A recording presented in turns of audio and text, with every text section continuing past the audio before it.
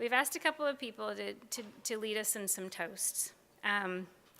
So we ask that once they pour the champagne, you don't drink it until we start toasting.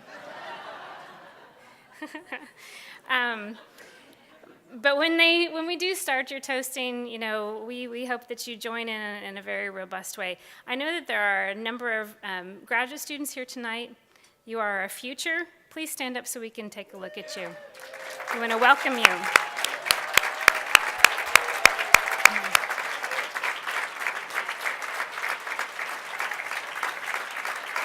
Thank you so much for being here.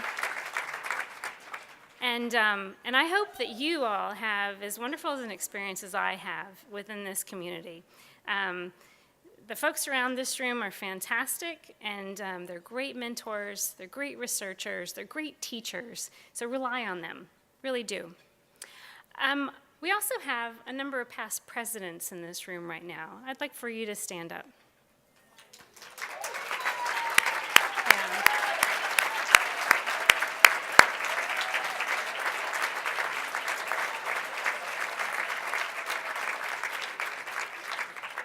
These are hardworking people who have given a lot to this organization over time. They've mentored, they have led, they have pushed UCEA into the future.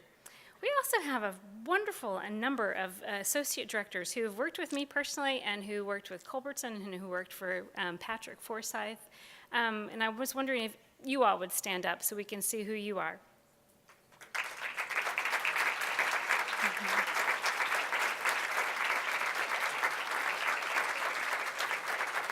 And I'd like to thank in particular one of those associate directors, John Nash, who we have been digitizing a number of old photos, and we would love your photos, by the way. If you have photos you want to send to us, we would love to do this same type of thing next year.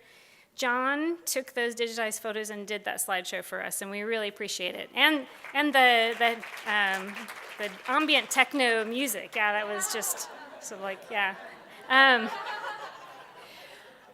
Also, among those graduate students who stood up, we have some wonderful leadership that has just started within like the last 5 years. Fantastic.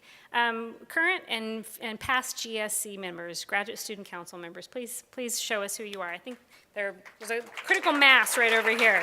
Yeah, thank you. It is due to these folks that we have such a robust graduate student summit. Absolutely fantastic. UCEA gave them the space and minimal support, and they just took it and ran, and absolutely wonderful. We just love them and really, really appreciate all the good work that you're doing. Editors, reviewers, discussants, chairs, you're all in this room. And you're all really important, and UCEA wouldn't be who we are without you. So we really appreciate you. And before the night is through, I would suggest that you grab somebody and get yourself in that photo booth, because that is really fun. We have the little white, long, oblong, kind of rectangular things on your table. Those are, you can put your photos in them. They have magnets on the back. Stick them on your file cabinet, or whatever it is that you have that's metal in your office space, your door maybe, window frame. Take it home, and we hope you have lots of fond memories. And one of those memories, we hope, is some of the comments that are made tonight. So I'd like to invite our speakers to come to maybe this front table here, so it's a little bit easier for you to navigate the room. We're going to be hearing from 4 individuals who are going to talk about different parts of UCA's history, starting with Dr. Gary Crow, who's going to tell you a little bit about UCA's contributions in the area of curriculum development. Gary Crow has been an executive committee member and a past president, and he was a founding editor of the Journal of Cases in Educational Leadership. He's currently a faculty member at Indiana University. And then Martha McCarthy is also going to share with us a little bit about some of the history you may not know about, and that is UCA's contribution to the Women's Equity Project. And Martha is currently a professor at Loyola Marymount University. Longtime professor within UCEA, past president. She's actually the person who had the idea for the convention in the first place, and somebody listened to her, which was a very good idea, and we've been doing it ever since. And she was formerly at Indiana University. Following her is an individual who is at Vanderbilt University. You might know his name, Joseph Murphy. He has been a very good friend of UCEA for many, many years and contributed a lot to the research base and our thinking about what it means to be leadership, including something called the ISLIC standards or something like that. And then finally, and this is last but not least, is Maria Luisa Gonzalez, who is, yes, that's right. She was the president when I was first hired, and some of those crazy pictures up there, you see her in quite a few of them. She's very photogenic. But she was the president during my very first convention with UC, or she was the president-elect, coming in president. Mary Driscoll was president. But she threw that convention in Albuquerque, New Mexico, and that was really interesting. Anyway, she's going to tell us a little bit about UCA's leadership in diversity and social justice. So I welcome you all to come forward and get started with Gary.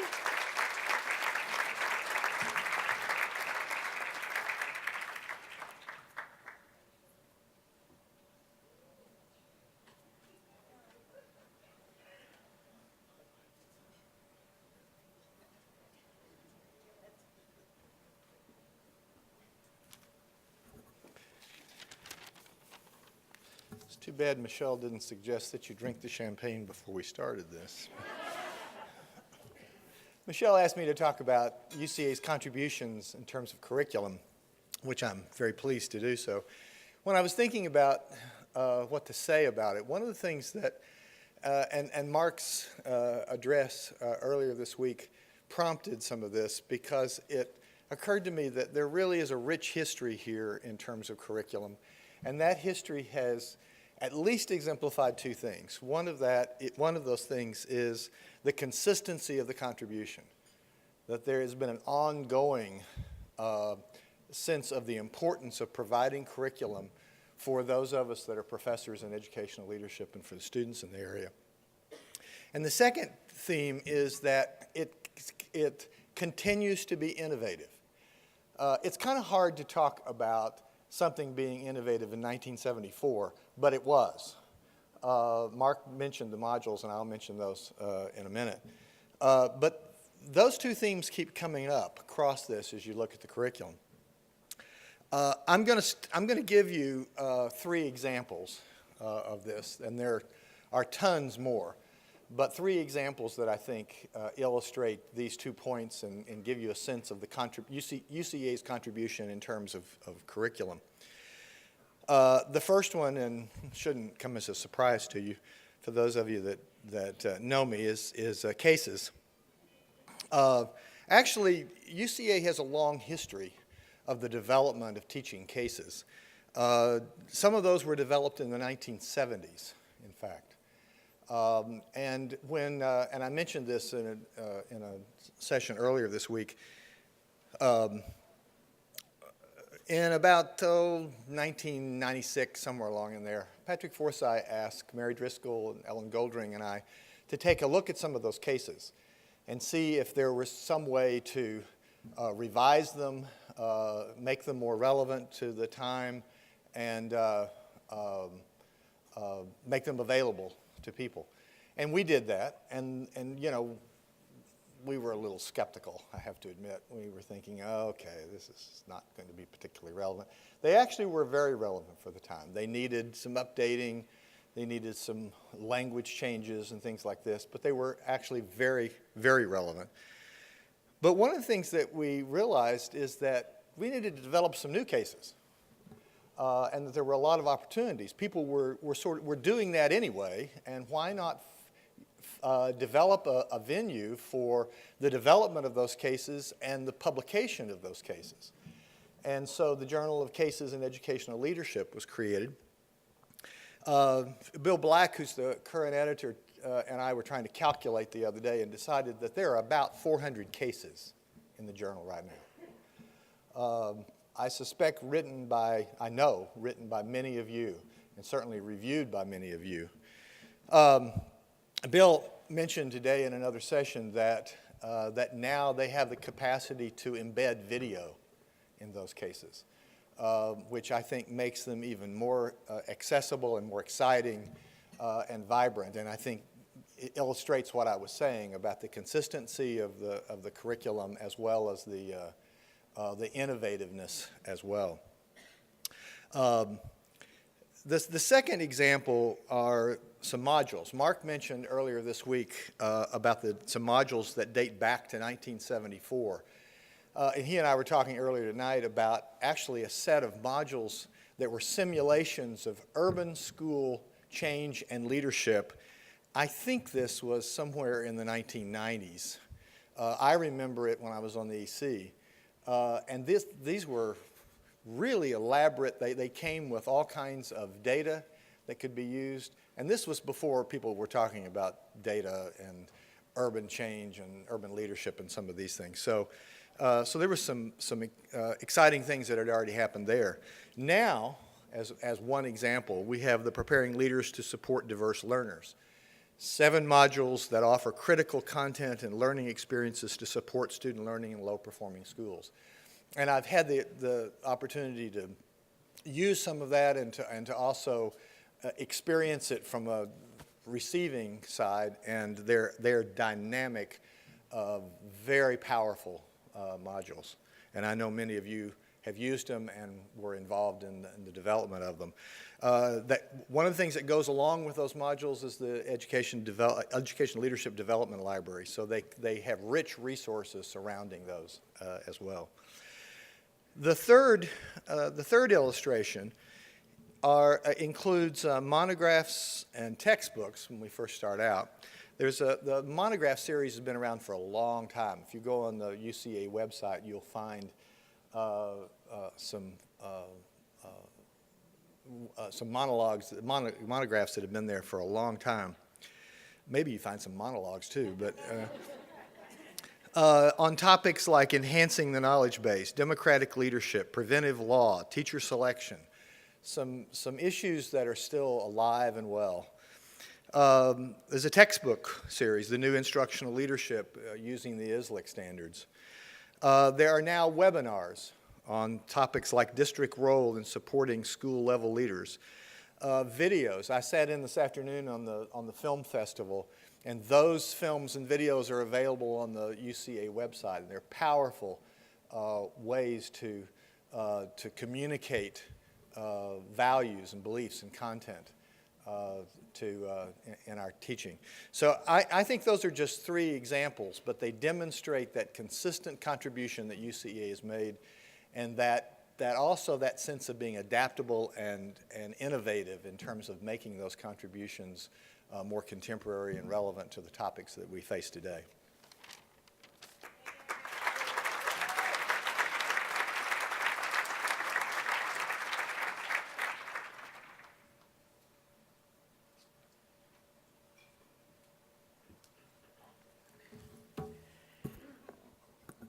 I am delighted to talk with you a little bit about UCEA's involvement in women's equity from a historical perspective. And clearly, my earliest and most meaningful memory was the UCEA project funded under the Women's Educational Equity Act in the mid-1970s. And I do realize that was before many of you were born, but nonetheless, it was a real first in that Jack Culbertson, the then executive director, was so committed to women's equity at a time when it was not a very popular thing to do. In fact, he hired 2 female associate directors, which would not seem the least bit odd today, but it was very odd at that time. I just still find that the fact that Jack and the UCEA Executive Committee were even interested in applying for this UCEA grant was really amazing at that particular time. There were no women in leadership roles in UCEA, very few of us in the professoriate. When I say that we could meet in a phone booth when I became an ed leadership faculty member, I literally mean that is true. There were 3 of us at that particular time. The equity project involved male-female teams from 5 institutions. We were charged with developing materials to advance equity for women. And by the way, the women were the directors, the men were the co-directors of this particular project. Only 3 of the teams had tenure-track women because we were really that hard to find at the particular time. But I was paired with Dave Clark at IU, and he had just stepped down from the deanship, and he said to me, well, I'm very committed to UCEA, so I'll participate, but I'm not very interested in women's equity. And I thought, oh, yikes, I am going to have this co-director in name only. Well, I didn't know at the time, Dave Clark is never involved in anything in name only. He became so engaged in the research and developing these materials that a year later, he and I team taught a course on equity for women in higher education, gratis, as an overload.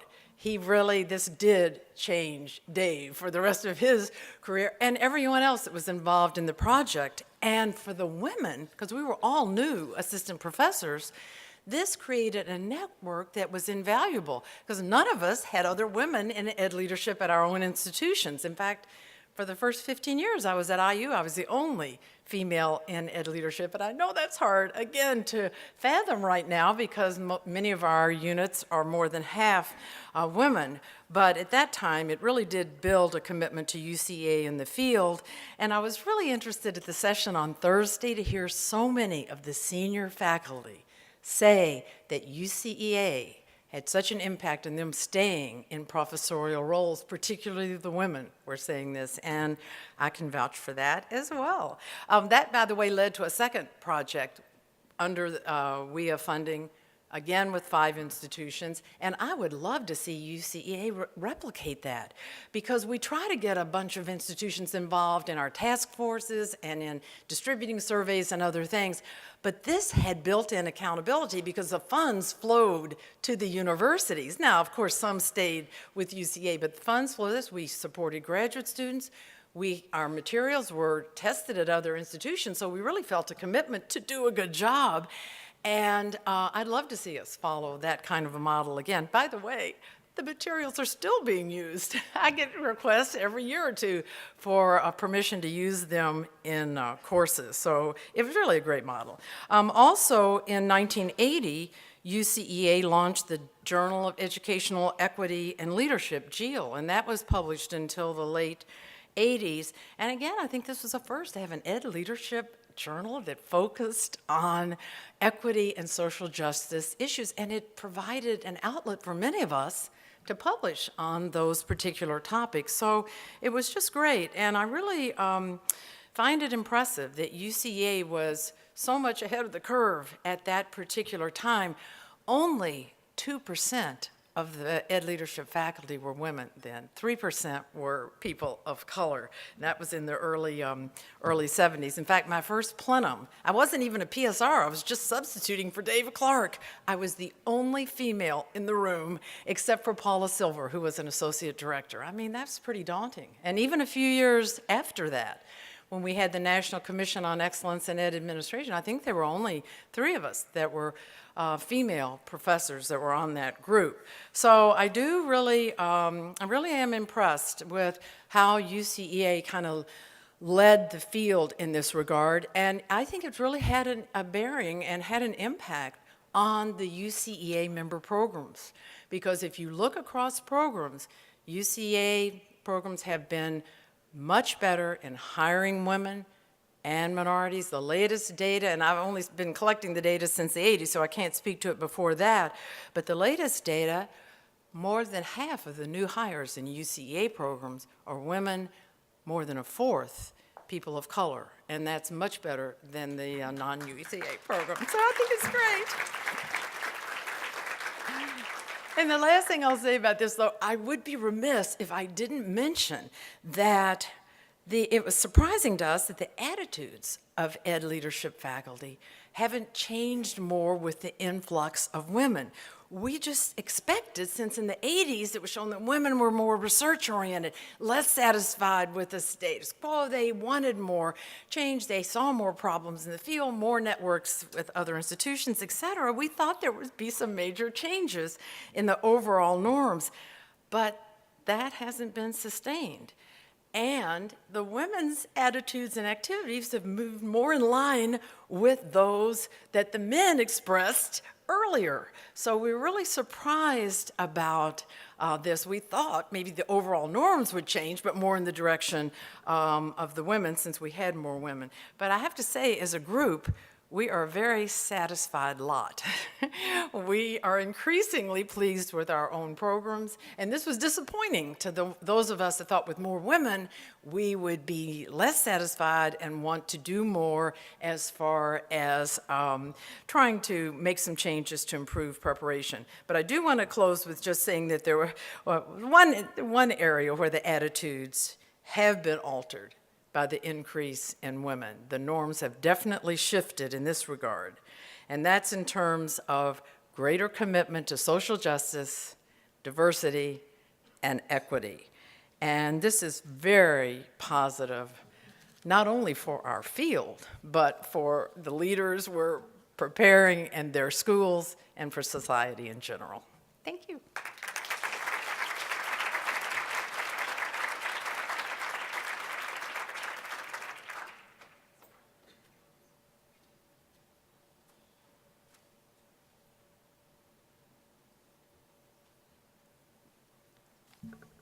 Hello.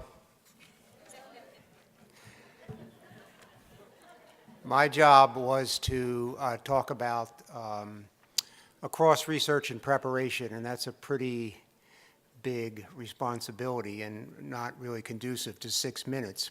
So I've decided to speak for an hour and a half. No, what I did is I went back and played a little bit with the history. There's been some, Michelle referenced the Culbertson book, which is probably the best history book we have of our field, and went back and tried to cut across these two domains of research and practice. And what I came up with what I call 4 legacies of University Council for Educational Administration. Legacy of purpose, legacy of direction, legacy of coordination, and legacy of leadership. So I want to just say a word about each of those.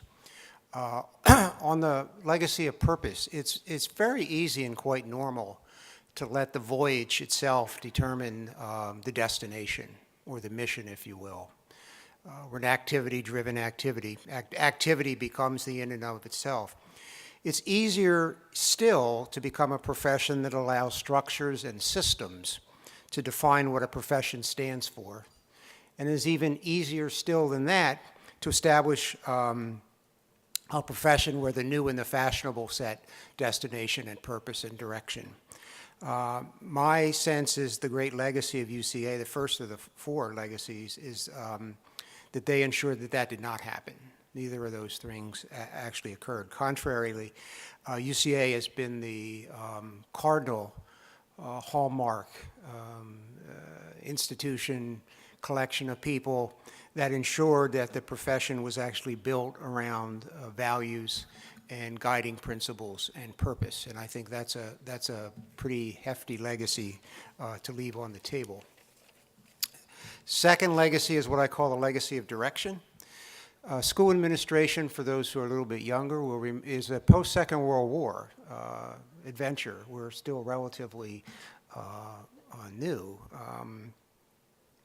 And there isn't really a lot of evidence before 1950 that we were thinking very thoughtfully about what the profession was. We were working hard and people were doing things, but it really wasn't until after the war And at that time, we were a lot like the car industry in the early 1900s. I mean, what were we to become? And if you go back and look at the car industry around 1900, they had a number of bets that they were betting on what the car industry would become. And the prime bet, the biggest bet, was on steam. The cars were supposed to be driven by steam. That was a sort of a given. And there were discussions about whether it would be electricity was the second bet, and gasoline was the third, diesel was the fourth. So we were in the same kind of position. Were we supposed to be a Department of Arts and Sciences? Were we supposed to be a discipline-based enterprise, a practice-based enterprise? What exactly were we to be? And again, the legacy here for me is that UCA was the dominant player in forming the boundaries about how we had those discussions at the time, and I think is primarily responsible for the shape and texture of what we are overall as a profession. And that's a pretty big legacy. And on top of that, I think there's pretty compelling evidence that that kind of direction setting is ongoing and continuous and continues to flourish in the organization as it exists now. So that to me is a very, very, very powerful legacy. The third one I don't think we think as much about, but at the end of the day, each of you out there is just like a teacher in a school. You run your own cubicle, right? It's a school improvement cubicle, or it's a social justice cubicle, or it's a finance cubicle, but you run your own cubicle. And that's a reality. That's not a critique. I mean, that's how life is set up, and that's fine. On the other hand, it is proven to be impossible for people in cubicles to move a profession forward, right? That's not how professions move. Other legacies don't fall, direction and purpose don't fall into place when people work in cubicles. They fall into place when collectives form and devote energy to coordinate, integrate, and align the activity of the people in the cubicles. They actually establish the threads, if you want to use a mosaic kind of metaphor, that tie things together and hold things together. Again, my sense is that UCEA played the cardinal role in, first of all, seeing the need for that, because there are many professions that are perfectly happy to have thousands of people in cubicles.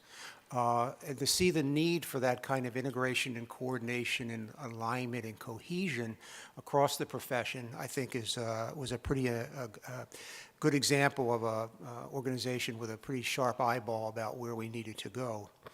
And then obviously has been tireless, I think, in building those threads and connective tissues over time, so that we are really now woven together in ways that would have seemed quite foreign, I think, when the profession began to evolve. And I think that's a very, very powerful legacy. And if you want some evidence, I don't think you have to look any further than the convention that you're at today. I think that's pretty impressive. A sub-dimension of that legacy is the integration of the profession across outside the boundaries of higher education, which is, at the end of the day, we're pretty insular. As uninsular as we seem here now, we're still pretty insular. And I think one of the great contributions of UCA, one of the clear legacies under this coordination and alignment, cohesion, integration theme, is and has been the ability to link us as a profession with agencies and government agencies and foundations and larger entities outside of ourselves that really need to be woven into that tapestry and mosaic. So I think that's still part of that third legacy, and that's pretty amazing when you think back on what an organization has been able to do. And then the last legacy, purpose and direction and coordination don't appear osmotically on the stage. I think the fourth legacy is really the legacy of leadership. Sometimes it's always strong leadership, so I want to be clear about that. Sometimes it's from people who are on the conductor stage, right? And a lot of time it's people backstage that are doing the leading. But there's been this double sense of leadership in the organization that I think is a powerful legacy, and I'll just say a word about each. On the collective legacy side, I think the kind of systems and structures and activities that have been built up that have what we in the K-12 leadership would talk about diffuse leadership or dispersed leadership or whatever is robust and alive in the profession, and I think UCA gets the overwhelming share of the credit for that kind of leadership, backstage leadership, if you will. And I will say so, without a huge portfolio of resources either. You know, we're not, we've relied on, the association and the profession has relied on the people in these tables, and I think the leadership virus is in the belly of almost everybody here, and I think that's pretty amazing, and I think UCA is largely responsible for that. And then on the individual side, you know, we teach about leadership. Leadership is about strong individuals at the end of the day as well. I think that's just a reality. And I think we have a long legacy of superlative leadership going back through Professors Culbertson and Forsyth and up to recent 14 years or so with Professor Young, and I think that's a legacy that most organizations can't lay claim to. So I would say those are, from my perspective, the 4 great legacies across research and practice.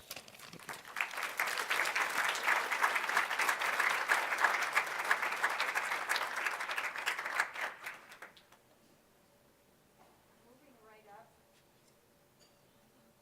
as fast as I can. I'm wearing my big girl shoes, so. Okay. Good evening, everybody.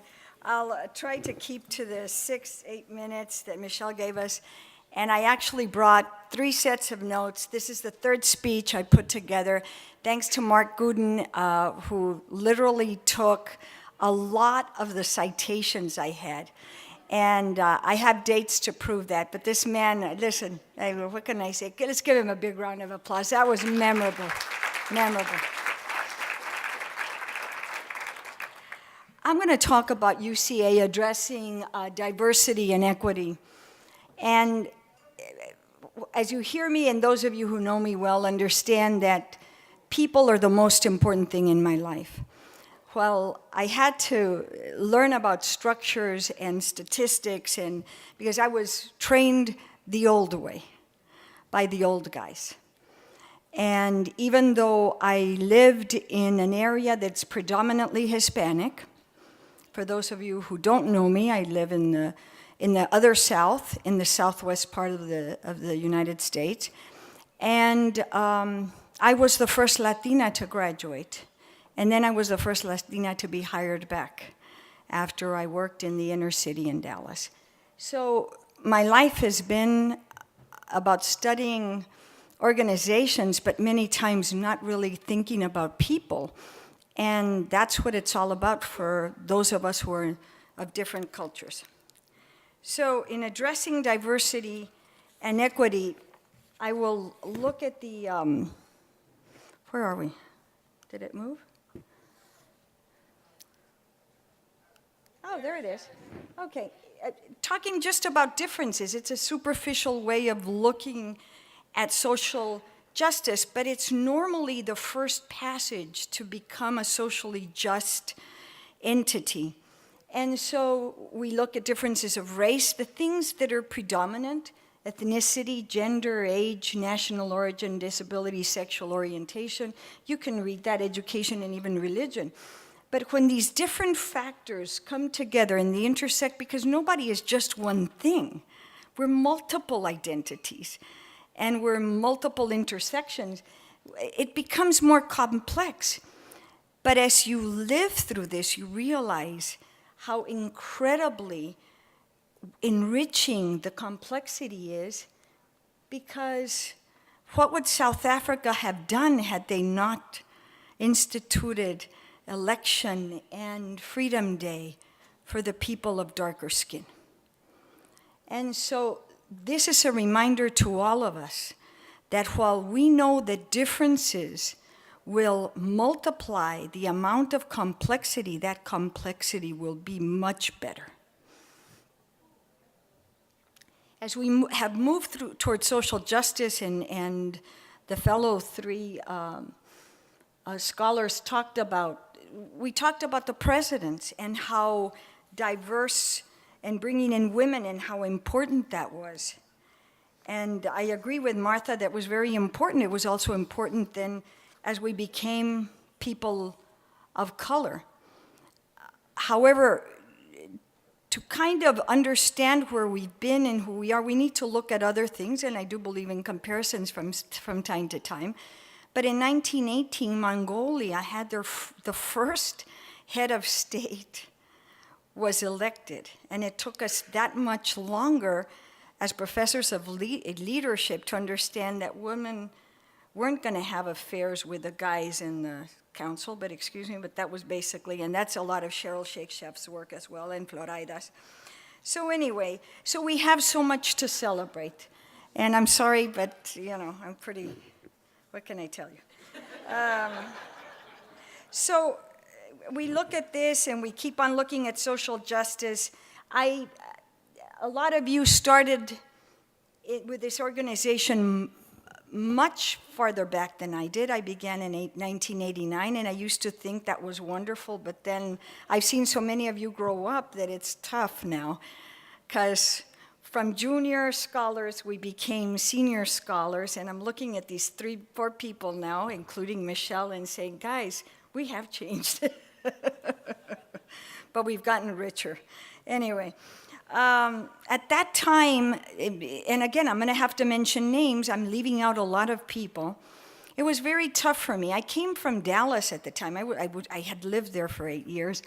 I was hired as a researcher, and then I became a principal of an inner city school. By law, they had to have desegregation. Every committee, every representative of the Dallas Independent School District was checked to see for sure that by numbers, people were representative of diversity. And that's another incredible feat that we have, because the desegregation lawsuit, while many people feel it was a failure, at least it ingrained a lot of different ways of action for people. And when I switched from a career from the public schools and came to the professorate, and I came in 1989 to the first one, I was missing something. I didn't see the diversity that I had seen in a Metroplex Dallas, and I found a few people and some incredible role models. Barbara Jackson was one of them. Kofi Lamote, for those of you who don't know Kofi, he's here. He's done incredible things throughout his profession, and what an example for school leaders. After that, I remember meeting Kala Murtada 4 years later, and in a meeting after the PSRs, and she was the only African American in the room, and I was the only Latina, so we said hello. And I don't want to leave out my good friend Martha Ovando as well, but Martha was shifting. Well, you were in supervision, and at the time, and we still do, we have these differentiations between supervision and leadership, whatever. And so we'd see each other in passing. I got to meet her beautiful daughter at the time, too. So it's been a growing process of finding people that represent the differences. Later on, I met Jem Kosherek, Nancy Evers, people who have kept me here. And I look for them because they've been so close to me, and many of them have become presidents since then. Martha talked about all of the diversity and how women started. And again, look at Martha in 1985. Martha, you haven't changed. On the website, there are 56 presidents, not all with photographs, and I didn't mean to pick on Martha, but she does look great.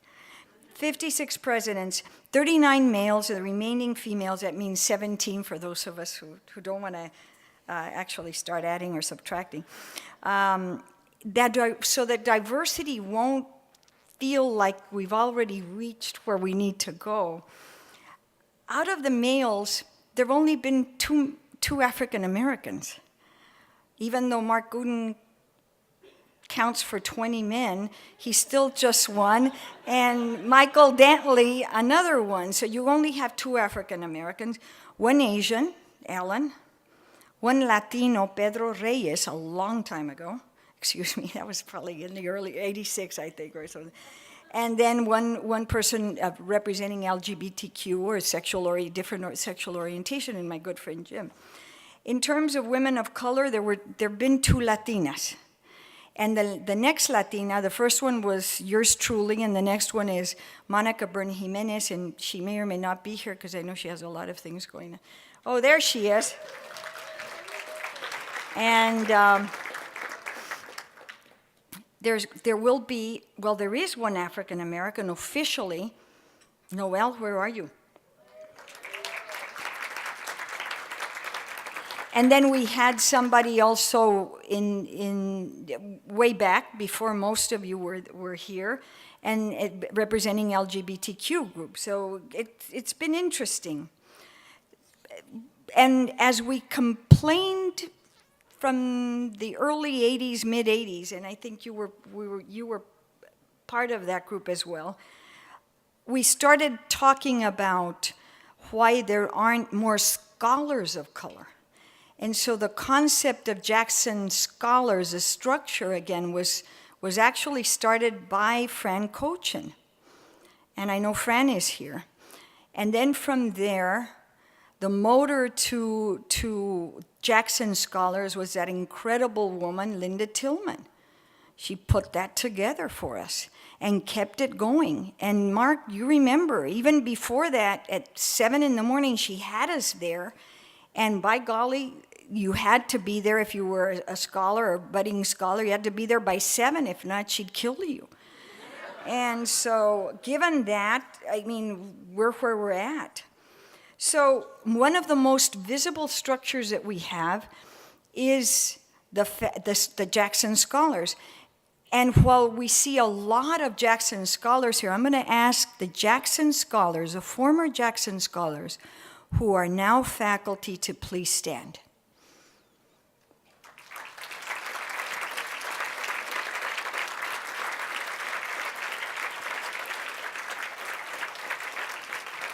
There are 60 Jackson Scholars who are now in our departments of ed leadership. 60. And Martha, that means a lot because you keep the numbers. 60. Now, how many of you who are here are already tenured and promoted? Who are Jackson Scholars? Okay, Noel's here, and I'll name them. Frank Hernandez, Cosette Overton, Mohammed Khalifa. Am I missing somebody? Sonia, what? Oh, yeah. And Karen Beard. Well, Karen, almost there. So there are just about 6 or 7. So what I'm trying to say is that this is the road to, this is the skimming the surface. It's the diversity part of it. But not till they get tenure and promoted can we really say we've reached social justice. And to have 6 out of 60 is still, we're celebrating that. But we've got to ensure that people do make it. And so anyway, those of you who are faculty and are working with Jackson Scholars, thank you very much, because now you know what's at the end of this road. And Jackson Scholars, we need you in the profession. Another major structure has been this convention. 1,100 people attended this convention, folks.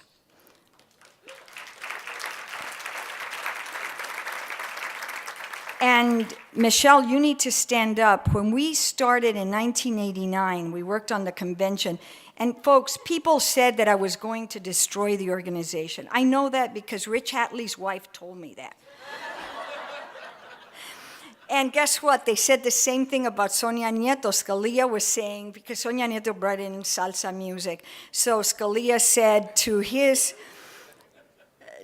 assistant that Sonia Nieto was going to destroy this bastion of legal fortitude in the United States. And lo and behold, guess what? They're still standing. They might be twisted a little bit with the salsa dancing, but she's bringing in a little flavor. But anyway, So Michelle and her staff, would you please stand, because there are only 3 people that are full-time. Stand up, come on. Be proud. Woo!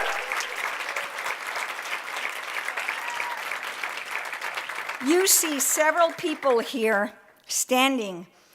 Only 3 of them are full-time UCA staff. The rest are either GAs, part-timers, or volunteers. Michelle is the only paid staff. Leva Pitts, if you haven't met Leva, you've got to meet her. And Leva, I'm missing somebody because I lost the third note. Karen, that's it. And the rest are part-timers. To put together a convention of this magnitude with this small a staff is simply incredible. So we thank you for it.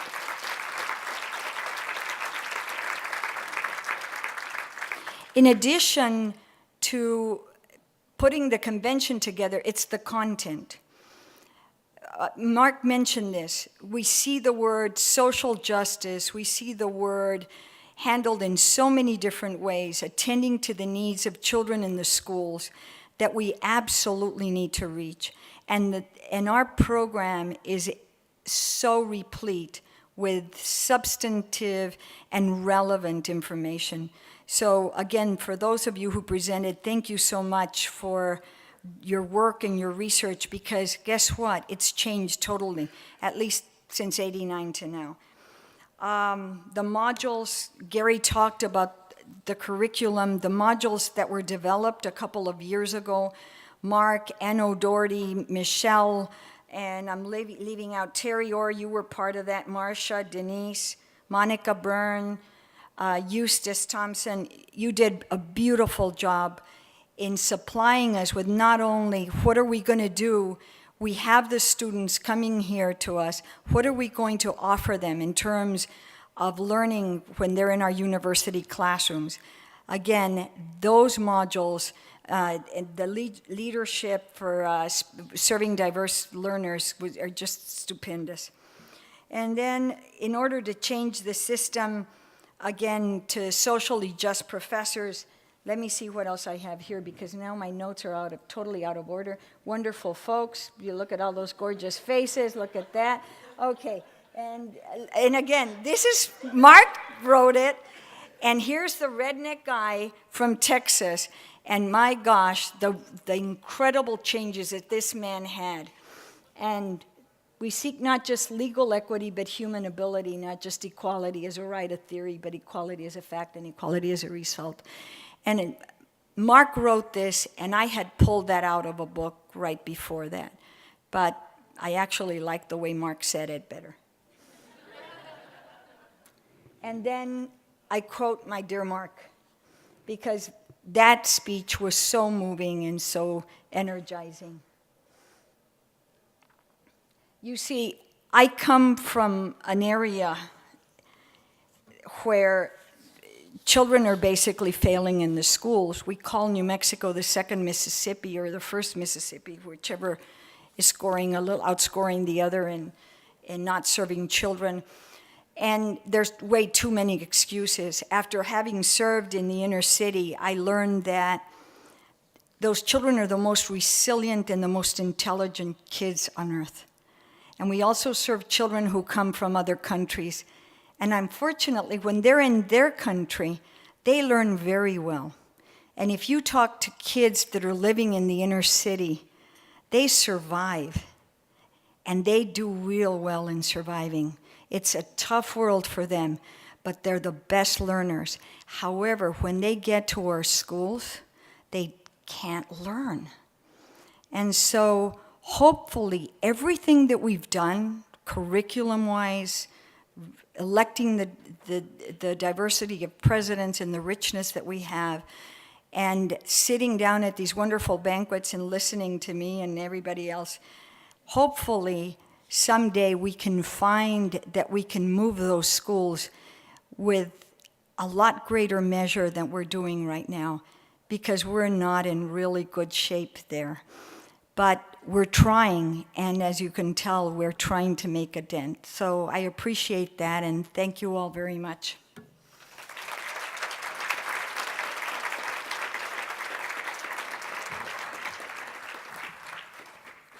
So before Malu leaves the stage, and before we do our toasts, I asked our four speakers to just leave us with one or two hopes for the future. So Malu, if you'd start us off. Sure. And of course, I lost the little note, but I'll go back. Can I go back to I have one slide, that's it. No more slides. No, I need it. It's a quote from one of my students. It's about building community, and for those of you who have read Frederick Laloux, he talks about the soulful organizations. He just wrote a book called Reinventing Organizations. Nothing new. We knew that 20 years ago. We were talking about that in these conferences. But anyway, he talks about being soulful, passionate. And Karina Vielma, first-year Jackson scholar, said this about our organization. It is so good to know there is a community here and that we can grow the community. So we need to continue growing the community, and especially for people who come here for the first time or join us. Thank you.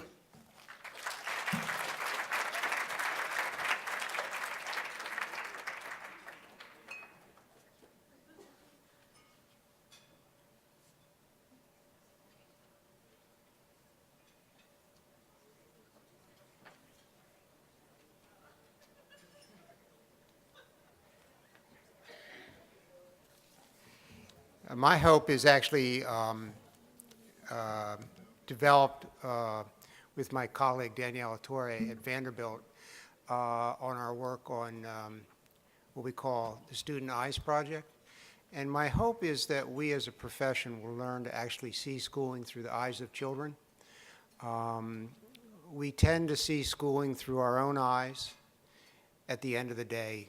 As my interpretation, we use things like disciplines, the practice, the professional schools, divinity law, whatever we choose to look at, and that really is not reflective of the world as it is understood by the young people who are actually in those institutions. And I think that's the one thing I would ask. Students are more than variables in regression equations, right?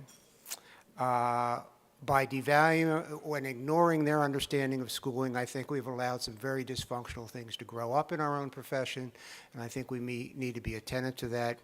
My hope is that we can learn to talk probably less about ourselves as we mature and go forward, and we learn to talk more about children, and we learn to actually see schooling through the eyes of those children. Thank you.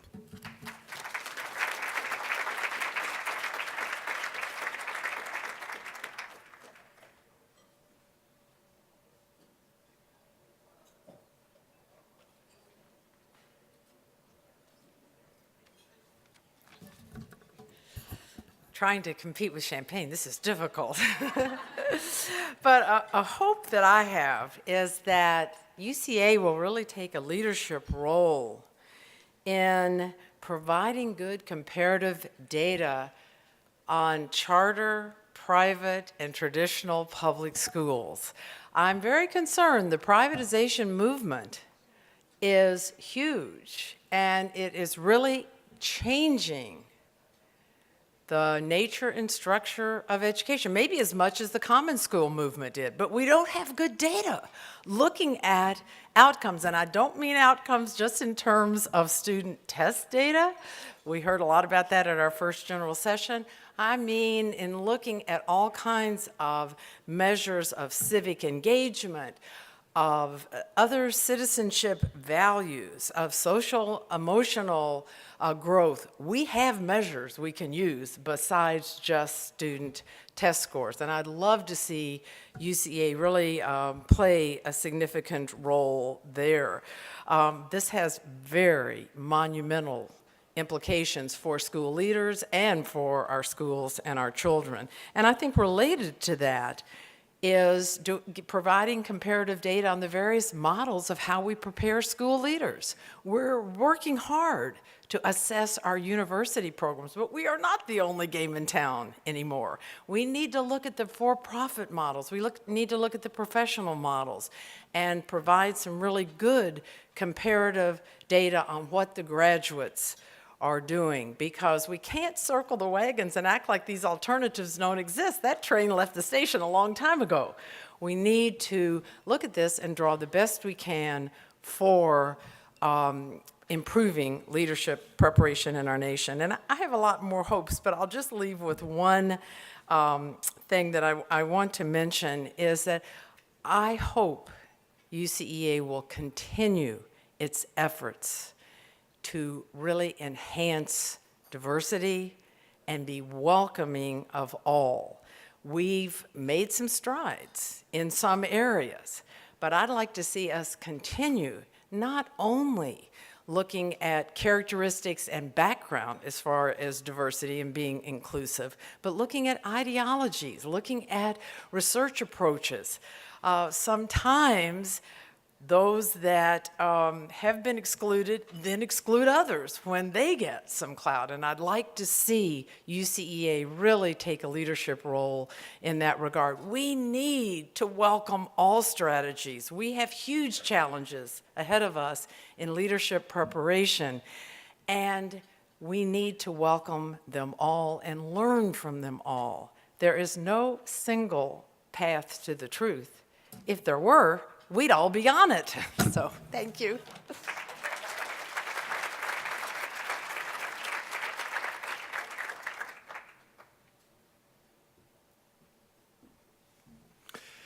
I want to mention 3 hopes, and I'll do it real quickly because the bubbles are coming out.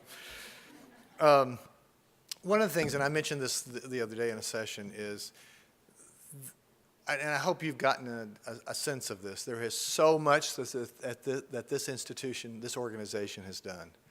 And we need some ways to know what the impact of that is. The impacts for all of us, the impact on all of us, but the impact on our students and on their students as well.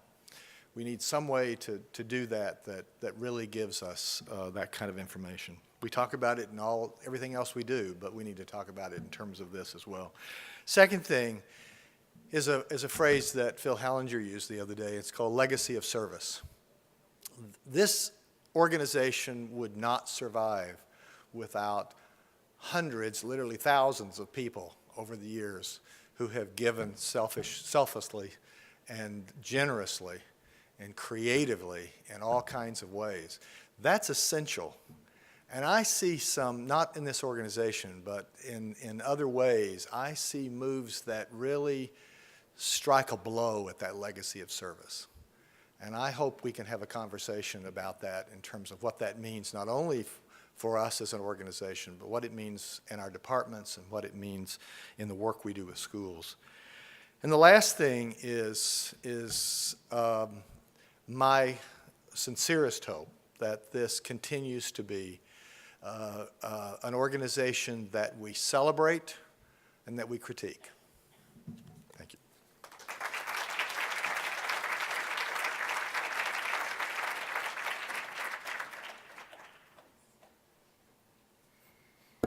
We are so fortunate to have people who are willing to invest some time in helping us understand some of the legacies and some of the historical moments that have been really important and powerful in UCEA's growth over time. And we had a session on Thursday that Martha mentioned, which was looking at UCEA's past and our present and our future. And we could have had every single one of those folks come up here and give 5 minutes or more about the different things that they felt was really important. But obviously, we would all be sleeping or under the table or whatever. So we want to close out this evening, and it's not really closing because, as my wonderful staff would tell you, it's time for the gala after this. It's party time, right?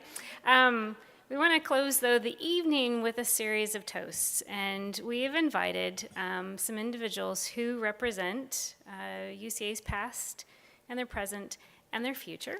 And so I'd like to ask Jim Yates, who was Associate Director for Jack Culbertson, our first Executive Director, James Vines, who is a member of our graduate student council and is looking for a job. He's graduating this year.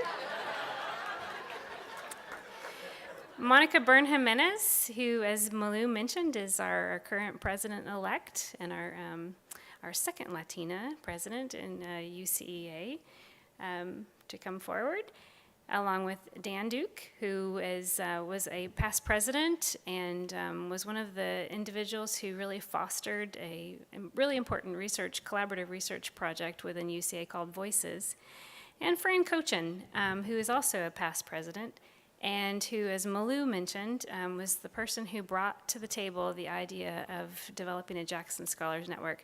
I'd like for them to, they've prepared some toasts, and they'll start us off, and we can either end there, but if you feel moved, please feel free to stand up and offer your own. Thank you.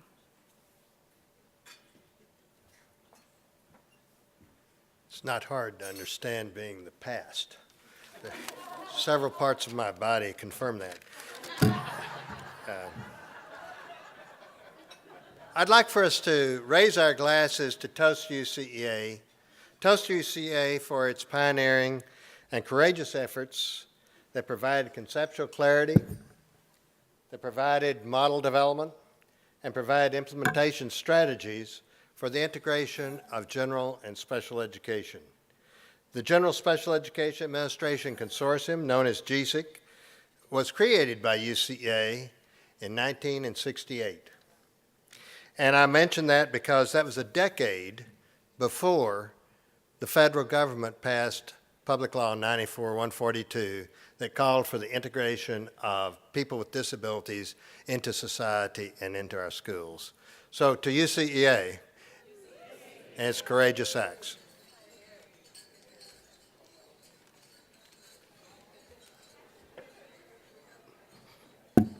Oh, wow.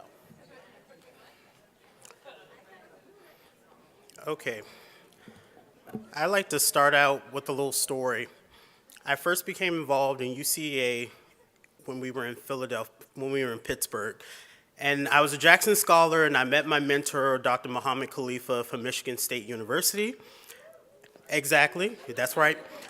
I had no idea what to expect, but that first night he said, "You're going out to dinner, and I'm going to introduce you to scholars."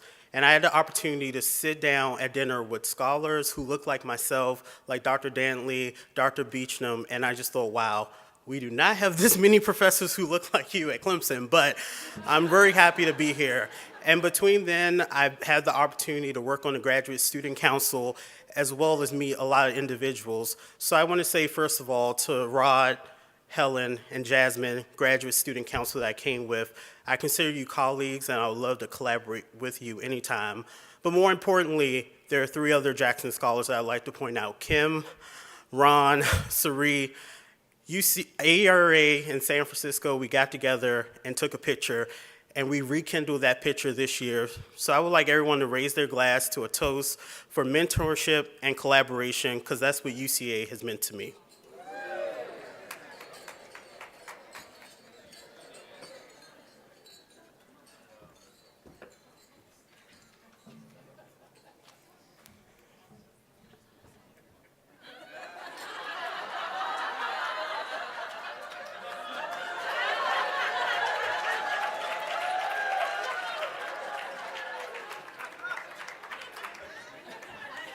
Wait, let me tweet this.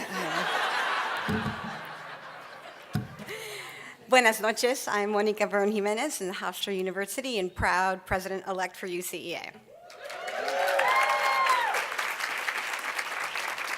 So when I was asked to do the toast, I go to my other language and I'm like, well, toast, where does toast come from? Why is that? So I go to my other language, and in Spanish, a toast is a brindis, which comes from the word brindar, which means to offer or to give. So my offering for all of us and for UCEA this year is amor, love based on continued colleagueship, collaboration, and mutual respect and creative conflict. Salud, health, that we continue to have many more years of research together, shaping children's lives and changing the world. And felicidad, happiness, surrounded by friends, family, and colleagues. Salud.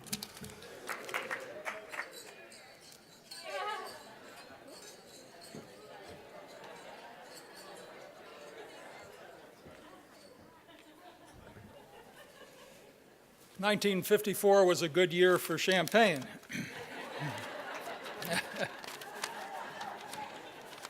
Michelle asked me to give a toast because I'm older than UCEA. So, and as was noted before, in this room is UCEA's past and its present and its future. But who are we, really? Well, we're the people who prepare the people, who lead and supervise the people, who educate the people, who we will depend upon when we retire. So we got to do a good job. But kidding aside, though, each of us, I think, is a trustee of our society's future. And I worry sometimes in these days of mounting pressure to publish and get grants and increase enrollment and increase workloads that sometimes we might lose track of what's really important, things that Joe and Mei-Lu emphasized. So my toast is in the form of a hope. May UCA always be committed to the welfare of current and future generations of young people. May we faculty and graduate students always remember that our youth are more than subjects in a study, passing rates or percentages. And may we always have the courage and commitment to speak up and speak out on behalf of the young.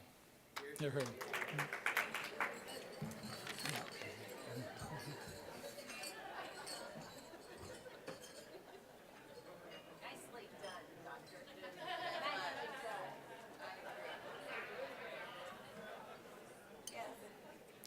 My toast is that we will be unafraid and unfailing in assuring that every child has a quality leader and a quality school, and that we'll be united in achieving and reaching that goal. That we will challenge when we see injustice, when we see apathy, no matter where it might be. But that we will continue to be caring and compassionate towards one another, towards our communities, towards our students, and towards those children who we serve. That we will be eclectic in our research, in our thinking, in our proposals. That we will be erudite in transmitting our ideas to others, so that we will be effective in creating lasting change in our schools. And that we will be astute in understanding the political and practical realities within which we must work. That we will be adaptable when necessary, but that we will always adhere to the principles and values upon which our organization was founded and upon which we will stand. To UCEA.